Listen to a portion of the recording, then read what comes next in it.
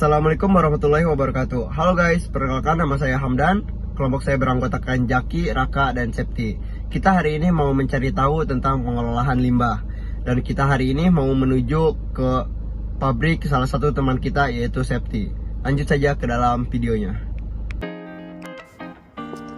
Limbah adalah zat yang dihasilkan dari suatu proses produksi, baik industri maupun domestik rumah tangga.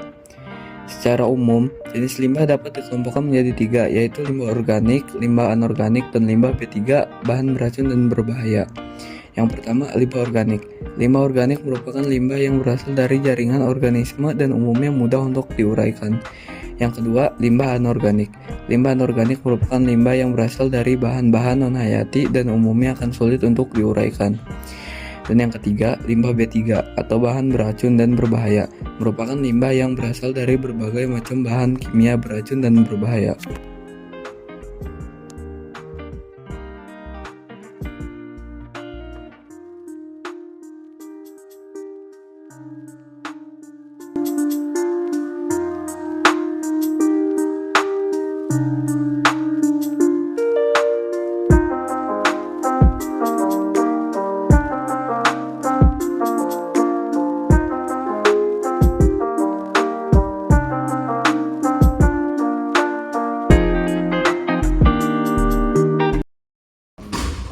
Sampah yang non organik nanti juga dibilang non organik nanti ada dua yang bisa didaur ulang dan bisa didaur ulang.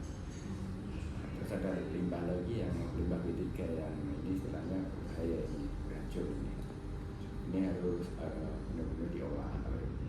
Jadi kalau untuk saya yang limbah organik, yang limbah bukan organik tapi masih bisa didaur ulang, sama limbah non organik yang nggak bisa didaur ulang atau nanti ketemu di limbah B3. Di daur ulangnya itu prosesnya kayak gimana? Prosesnya kan itu kalau untuk daur ulang itu ya untuk limbah yang organik ya, misalnya nanti kan bisa manfaatkan teknologi, misalnya nanti jadiin sisa makanan itu kan termasuk organik ya. Itu kan sebenarnya kalau kita dari rumah tangga itu kan bisa dipilah, misalnya sisa nasi kita pilah, terus sisa sayur-sayuran kita pilah, misalnya nanti itu pakai alat, terus dia kita mau di teknik ya. Nah itu kan bisa diolah nanti jadi pelet untuk makan itu, makan lele bisa. Kalau kita mau berpikir di rumah aja ya. Terus yang untuk sampah plastiknya kita pilah lagi, nanti sampah plastik itu kan bisa didaur ulang, nanti jadi apa? Barang-barang plastik lagi, mungkin yang warna hitam atau mungkin warnanya udah nggak bagus lagi, tapi tentunya bukan untuk barang-barang food grade, jadi udah barang-barang general aja. Terus untuk yang limbah B3 nya mungkin kadang di rumah pada punya oli kan, oli ya udah, kalau oli itu jangan dibuang sembarangan, nanti harus dikumpulin di limbah B3. Nah nanti di sana mungkin disaring atau apa ya, pakai teknologi itu kan tentunya pakai adiktif. Jadi nanti olinya baru diambil, yang limbahnya itu mungkin nanti diolah jadi apa, seperti itu. Yang kedua, apa saja strategi efektif dalam pengelolaan limbah sampah untuk mengurangi pencemaran tanah, air, dan udara? Untuk itu tadi yang pertama tadi kan saya jelaskan bahwasannya itu harus dipilah-pilah ya untuk sampah ya, dipilah-pilah, dan tentunya jangan pernah membuang sampah itu di tanah sekitar kita ya, kecuali itu adalah sampah organik. Itu kalau sampah organik mungkin tidak apa-apa, tapi kalau lebih bagus kan kita mungkin olah dulu ya. Untuk organik tadi kan bisa jadi pupuk, bisa jadi makanan ternak ya, jika kita pakai teknologi. Tapi di Indonesia ini kan rata-rata buang sampah itu ya udah satu tempat aja, mau makanan mau apa semua jadi satu, akhirnya sampah itu nggak bisa terpakai untuk apa-apa. Seperti itu. Jadi kayak oli juga jangan pernah kalian itu buang oli itu di tanah gitu ya, karena itu akan mencemar air dan tanah itu. Seperti itu. Yang ketiga, bagaimana partisipasi masyarakat dapat ditingkatkan dalam pengelolaan limbah sampah? Di situ mungkin diawali dari mungkin ya dari sampah rumah tangga tadi ya. Jadi masyarakat mungkin dari RT, yang tingkat RT mungkin pemahamannya harus ada istilahnya kayak bank sampah ya, barang-barang yang bisa didaur ulang itu teman-teman dipilahin. Terus yang nggak bisa itu yang mana gitu. Ketika itu masyarakat sadarkan itu, tentunya kan untuk limbah ini pasti akan teratasi. Tapi di di masyarakat kita kan tidak seperti itu. Kebetulan mungkin beberapa tahun yang lalu saya pernah pergi ke Taiwan itu ya, tinggal di sana itu mereka sampah itu dari rumah itu udah dipilah-pilah. Oh, sampah plastik itu mereka nggak buang, udah kumpulin aja. Nanti ketika udah ngumpul mereka timbang, ketika timbang itu jadi uang.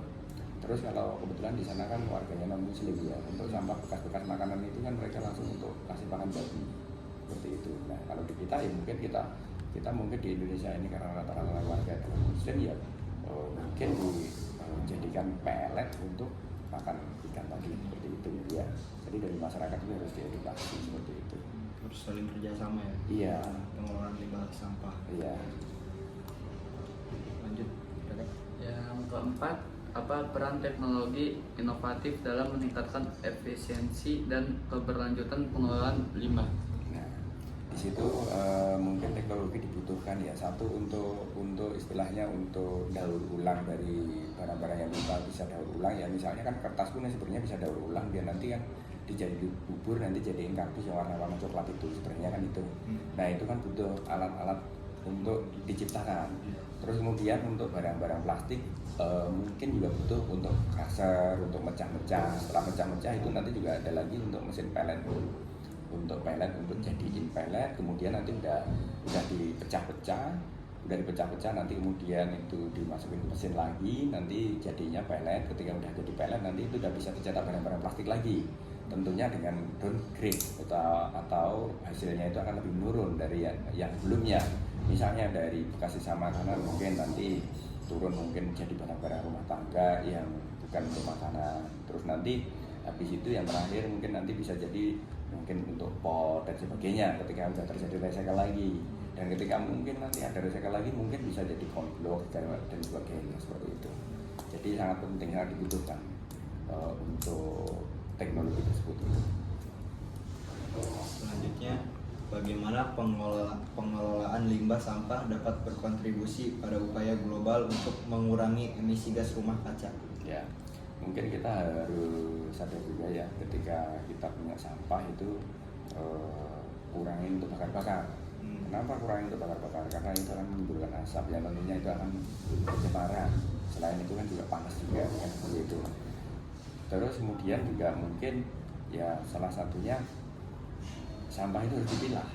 Ketika dipilah, diolah, bukan cuma dikumpulin nanti di satu tempat langsung dibuang bebarengan, di situ langsung dibakar seperti itu kan, itu akan menimbulkan pencemaran. Dan kesadarannya akan tentang pemilahan ini dari masyarakat harus dimulai dari tingkat paling bawah, yaitu dari rumah tangga yang mana dipimpin mungkin dari tingkat RT dan sebagainya. Mungkin dari kesadaran dari situ nanti sampah ini akan dikelola dengan baik. Jadi tidak terlalu banyak sampah itu yang istilahnya merusak lingkungan seperti itu. Oke Pak, sekian pertanyaannya. Ya.